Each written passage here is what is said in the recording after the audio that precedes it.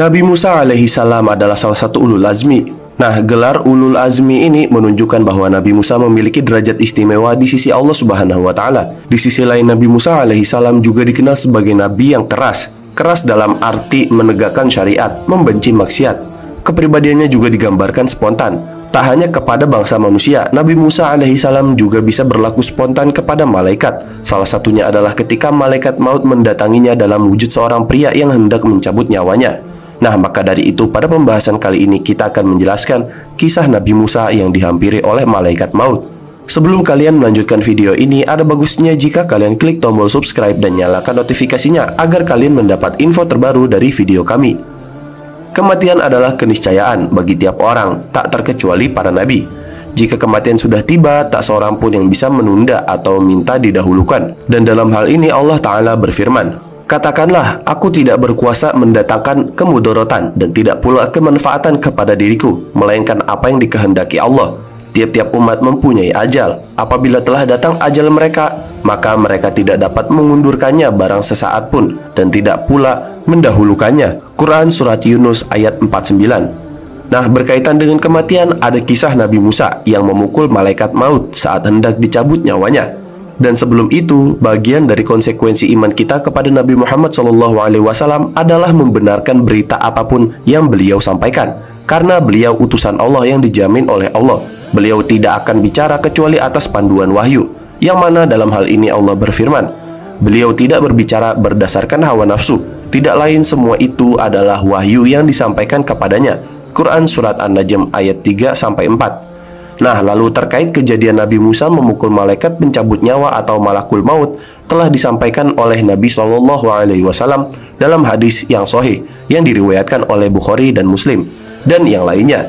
Yang mana hadis tersebut adalah dari Abu Hurairah radhiyallahu anhu. Ia bercerita, telah bersabda Rasulullah SAW, Nabi Musa alaihi salam dulu pernah didatangi malaikat maut, lalu berkata kepadanya, "Penuhi panggilan Rabbmu." Rasulullah SAW melanjutkan, maka Musa alaihi salam memukul mata malaikat maut tadi sampai terlepas. Akhirnya malaikat tersebut kembali menghadap Allah Azza wa Jalla, lalu mengadu kepadanya seraya mengatakan, "Sesungguhnya engkau telah mengutus hamba kepada seseorang yang belum ingin meninggal, dan ia telah memukul mataku." Kemudian Allah Subhanahu wa Ta'ala mengembalikan matanya, lalu berfirman kepadanya, "Kembalilah kamu kepada hambaku. Lantas katakan padanya, kamu ingin hidup? Kalau sekiranya kamu ingin tetap hidup, maka letakkan kedua tanganmu di atas bulu sapi jantan. Apa yang tertutupi oleh tanganmu, maka satu helai sama dengan hidupmu 1 tahun." Kemudian ia kembali kepada Musa, lalu mengatakan seperti yang diperintahkan oleh Allah Subhanahu wa Ta'ala. Lalu setelah Musa melakukan hal tersebut, Musa pun bertanya, "Setelah itu apa?" Malaikat tersebut pun menjawab, "Setelah itu kau mati." Musa mengatakan, "Bahkan sekarang, ya Allah, matikanlah diriku di tempat yang suci dekat dengan bebatuan." Hadis riwayat Bukhari dan Muslim dan yang lainnya. Nah, dari hadis ini yang dimaksud matikanlah diriku di tempat yang suci dekat dengan bebatuan adalah Musa memohon kepada Allah agar saat kematiannya dia didekatkan ke tanah suci atau Baitul Maqdis sejauh lemparan sebuah batu. Lalu setelah itu Rasulullah SAW mengatakan, "Demi Allah, kalau sekiranya saya berada di sisinya, tentu akan saya beritahu kalian kuburannya yang berada di sisi jalan di tumpukan bukit berpasir yang berwarna merah." Hadis ini juga sahih diriwayatkan oleh Imam Bukhari dan Muslim. Nah, kemudian dalam hal ini ulama ahli hadis sepakat bahwa hadis ini valid dari Nabi SAW. Karena itu sikap yang wajib kita kedepankan adalah meyakini kebenaran hadis ini. Dan kali ini kita akan simak penjelasan ulama mengenai hadis ini.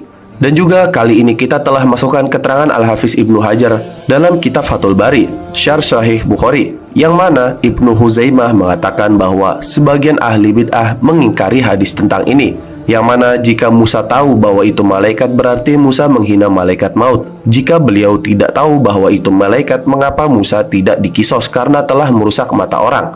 Yang mana jawabannya adalah, jawaban untuk pertanyaan tersebut tentang mengapa Musa tidak dikisos karena telah merusak mata orang atau mata malaikat adalah bahwa Allah tidaklah mengutus malaikat maut untuk menemui Musa agar dia mencabut nyawa Musa ketika itu. Namun beliau mengutus malaikat maut kepada Musa untuk menguji. Sementara Musa memukul malaikat maut karena beliau melihat ada manusia yang masuk ke rumahnya tanpa izin, dan Musa tidak tahu bahwa itu malaikat maut. Dan syariat membolehkan orang untuk merusak mata orang lain yang mengintip rumahnya atau melihat isi rumahnya tanpa izin.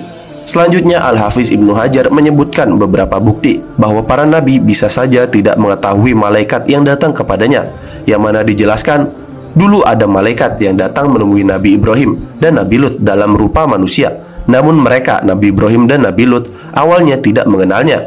Dan andai Ibrahim tahu bahwa dua orang itu adalah malaikat, tentu Ibrahim tidak akan menyuguhkan makanan untuk mereka. Dan andai Lut tahu bahwa itu adalah malaikat, tentu Lut tidak perlu mengkhawatirkan mereka dari kejahatan kaumnya. Lalu kemudian dalam hal ini, Al-Hafiz Ibnu Hajar juga menyebutkan alasan yang lain untuk menjawab mengapa Musa memukul malaikat maut, yang mana ulama yang lain mengatakan Musa menampar malaikat maut karena beliau datang untuk mencabut nyawa Musa tanpa memberikan pilihan kepada Musa. Sebab disebutkan dalam riwayat yang sahih, para nabi tidak akan dicabut nyawanya sampai dia diberi kesempatan memilih untuk mati atau tetap hidup. Karena itu ketika Musa diminta untuk memilih pada kesempatan yang kedua, beliau mau menerimanya. Hal ini dijelaskan dalam kitab Fathul Bari. Nah, berbeda dengan alasan yang disebutkan oleh An-Nawawi, dalam Syarh Sahih Muslim karyanya, beliau menyebutkan bahwa beberapa alasan mengapa Musa menampar malaikat maut hingga copot matanya, yang mana penjelasan alasan tersebut yaitu tidak mustahil jika Musa alaihissalam telah mendapatkan izin dari Allah untuk melakukan tamparan ini, dan itu sebagai ujian bagi yang ditampar, dan Allah Ta'ala melakukan apapun terhadap makhluknya sesuai yang dia kehendaki, serta menguji mereka sesuai yang dia inginkan. Hal ini dijelaskan dalam kitab Syarh Sahih Muslim. Sehingga dalam hal ini intinya kita wajib menerima kebenaran peristiwa ini, yaitu tentang Nabi Musa yang memukul malaikat hingga matanya copot. Dan mengenai alasan dan hikmahnya, kita kembali kepada keterangan para ulama. Lalu untuk kaitannya mengapa Nabi Musa meminta diwafatkan di tempat yang suci di dekat bebatuan atau tanah suci adalah karena kecintaannya Nabi Musa alaihissalam terhadap tanah suci, yang mana dalam hal ini jika arwah para syuhada diserupakan dengan burung-burung yang terbang di taman surga, memakan buah-buahnya dan meminum air sungai yang ada di dalamnya, berlindung di bawah lampu-lampu yang bergelantung di bawah langit-langit Arsy Al-Rahman, maka kehidupan para nabi dan rasul di sana tentu lebih dari itu. Dan tidak bisa dibayangkan bagaimana keadaan Musa alaihissalam jika hidup hingga hari ini. Ia akan terus mendapat ujian dan beban hidup. Artinya keberadaannya di dunia sebagai negeri ujian dan kehancuran tidak akan lebih baik ketimbang keberadaannya di surga dan rahmat Allah bersama para nabi dan rasul yang lainnya. Namun sebelum kematiannya, Nabi Musa alaihissalam memohon kepada Allah agar nyawanya dicabut di dekat tanah suci atau Baitul Maqdis hingga sedekat lemparan batu. Nah, permohonan itu menunjukkan betapa cintanya sang Nabi kepada tanah suci. Bahkan dikubur pun ingin di dekatnya.